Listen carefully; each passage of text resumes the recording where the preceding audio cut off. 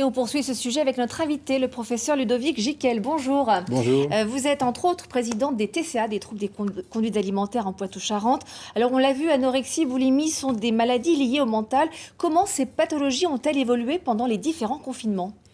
Alors, ce qu'on a pu constater, c'est que particulièrement les patientes, les adolescentes anorexiques ont été touchées par le confinement, par l'environnement finalement lié au confinement.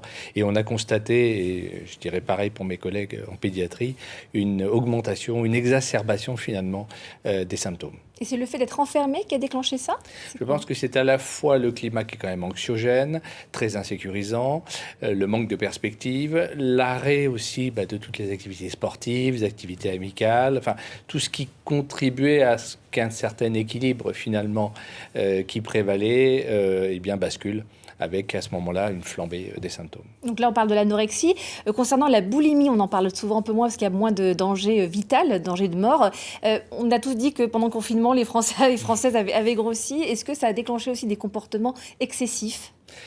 Je ne sais pas s'il y a une majoration finalement des crises de boulimie dans le cadre des boulimies nerveuses, mais en tout état de cause, oui, globalement, le recours à l'alimentation à des fins d'apaisement ou de réassurance a pu potentiellement effectivement toucher ceux qui sont quand même plus exposés à ce type de trouble en étant boulimiques. Certains ont pu basculer dans la boulimie ?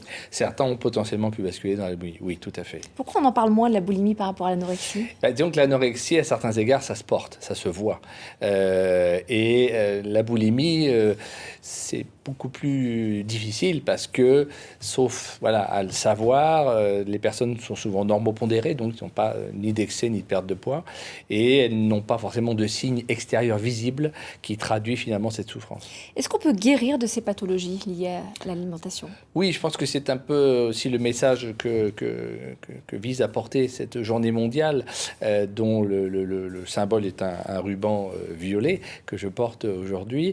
C'est de dire, près de 50% des situations d'anorexie mentale évoluent favorablement et tout ce qu'on espère, c'est que l'évolution des prises en charge, l'évolution des pratiques va améliorer encore ce devenir.